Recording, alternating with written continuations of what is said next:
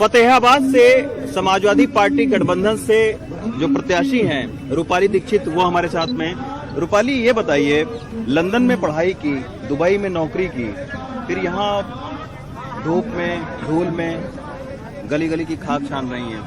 मेरी पढ़ाई से मेरी राजनीति का कोई लेना देना नहीं है। लोग पढ़ाई कर सकते हैं और वो करियर एक इंडस्ट्री लेवल पे भी चूज कर सकते हैं और कहीं ना कहीं पर्सनल लेवल पे भी। बट अगर मैं राजनीति चूज कर रही हूँ और देश को साफ करने की कोशिश कर रही हूँ या कहीं ना कहीं उन मुद्दों को उठाने की कोशिश कर रही हूँ, तो मुझे ये समझ में आ रहा है कि लोगों को ये अलग क्यों लग रहा है। क्योंकि कहीं ना कहीं लोग ये सोचते हैं कि भाई अगर कोई इतनी पढ़ाई कर रहा है तो वो पैकेज के लिए कर रहा है। मैं पैकेज वाली थी नहीं, मेरे पास पैकेज मेरे पिताजी थे। ऐसा नहीं था कि कोई हमारे बैकग्राउंड में कोई कमी थी, पैसे की या कोई दिक्कत थी। बट कहते हैं कि मैं सिर्फ सांस लेने के लिए नहीं जीना चाहती थी, कुछ बढ़िया बेहतर करना चाहती थी और मैंने कहीं ना कहीं अपनी विधानसभा को चुना और इसलिए शायद से पढ़ाई और राजनीति का जो ये खेल है वो खेला हो गया है आज। अच्छा, एक चीज और बताओ, आपकी दुबई में आप नौकरी कर रही थी, फिर आप आई अचानक, यहाँ से प्रत्याशी तक अखिलेश यादव ने चेंज कर दिया। खबर ये छपी कि 3 मिनट के अंदर आपने कन्विंस कर दिया अखिलेश यादव को। देखिए, ये बात सही है कि मैं दुबई में अपना जॉब कर रही थी और जो अचानक आने वाली बात है वो ये है कि मेरे पिताजी को लाइफ इम्प्रेसमेंट हुआ था 2015 में, जिसकी वजह से मैं सिर्फ अपने पिताजी की जिम्मेदारी उठाने आई थी। लेकिन वो जिम्मेदारी आज मेरे समाज की जिम्मेदारी हो गई है। जहां तक अखिलेश जी को कन्विंस करने वाली बात है, बात यह है कि हमारे पूरे देश में बहुत ऐसा युवा है जो राजनीति करना चाहता है, पर बात मौके की है या कहीं ना कहीं वो पैसे से कम है या कहीं ना कहीं वो अपने घर की जो उसकी जिम्मेदारी है उसको उठाते उठाते वो उस कदम पे नहीं उठ पाता।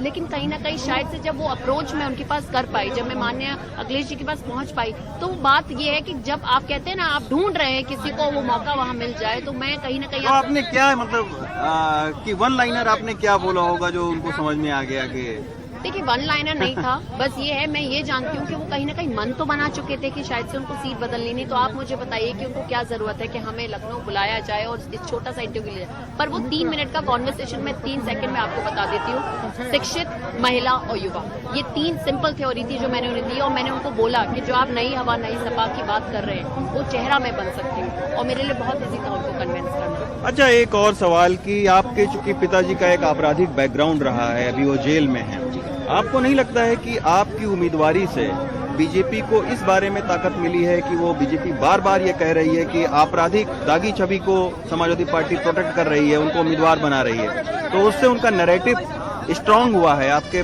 पिता के आपराधिक छवि के चलते? अगर आज मैं बीजेपी पे आरटीआई डाल दूं तो मेरे को लगता है आधा बीजेपी गायब हो जाएगा क्रिमिनल हिस्ट्री में। देखिए, आप जहां तक क्रिमिनल हिस्ट्री की बात कर रहे हैं, हमारे जो पूर्वज हैं वो कहीं ना कहीं किसी न किसी बैकग्राउंड के हैं। बात यह है कि हमारी नेक्स्ट जनरेशन क्या करती है। पहले हम करते थे ट्रेडिशनल पॉलिटिक्स, आज हम करते हैं व्यक्तिगत पॉलिटिक्स। बहुत फर्क आ गया। इसी तरीके से जब मेरी बात होती है, मैं लगभग 4 साल से काम कर रही हूँ, वो 4 साल पे वो छवि मेरे ऊपर नहीं आई। मैं चाहती तो मेरे पिताजी का जो बैकग्राउंड था मैं उसको कहीं ना कहीं अडैप्ट कर सकती थी और लोगों के बीच में उसी तरीके का कहीं ना कहीं माहौल बन सकता था। लेकिन मेरे पिताजी एक अलग व्यक्ति थे, अलग तरीके के पर्सन थे और मैं जो आई हूँ, आज जो हालात हैं, जो लोग हैं, जो नया युवा पीढ़ी है वो भी अलग है। अच्छा, आप युवाओं को एश्योर कैसे करेंगी कि उस आपराधिक जो बैकग्राउंड पृष्ठभूमि रहा है उसका आने वाली राजनीति पर आप असर नहीं पड़ने देंगे?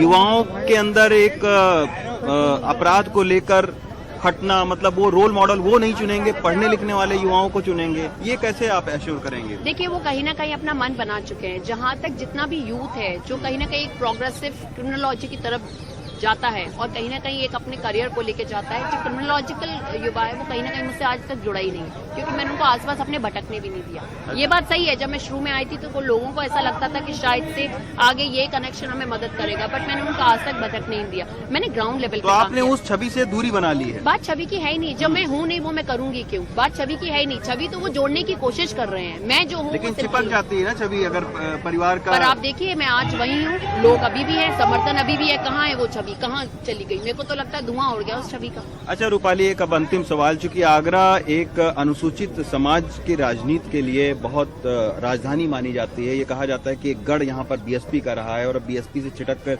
वो जो वोटर है वो बीजेपी की ओर चलाया गया। समाजवादी पार्टी को यहाँ कमजोर समझा जाता है, तो ओवरऑल एक पिक्चर आप क्या देखती हैं?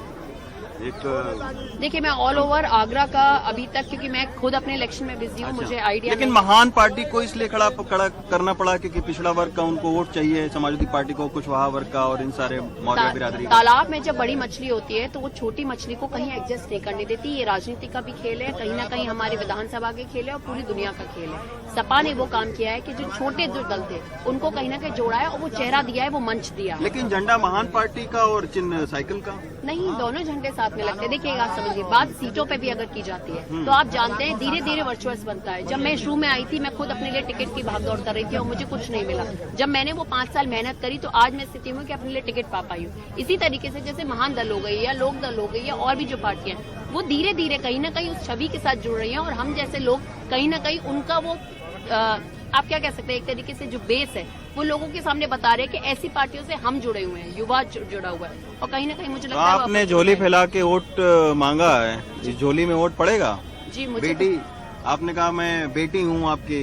मैं आपको सही बात बताऊं, मैं वोट मांग ही नहीं रही हूँ। मैंने तो लोगों से विश्वास मांगा है। वोट तो वो दे ही रहे हैं पिछले 25 साल से, वरना आज क्या जरूरत पड़ गई होती कि लोग मेरे लिए वो समर्थन दे रहे हैं जो कहीं ना कहीं उन लोगों के लिए नहीं दे पाए जो 25 साल से यहाँ नेतागिरी कर रहे हैं। चलिए, शुभकामनाएं रूपाली आपको।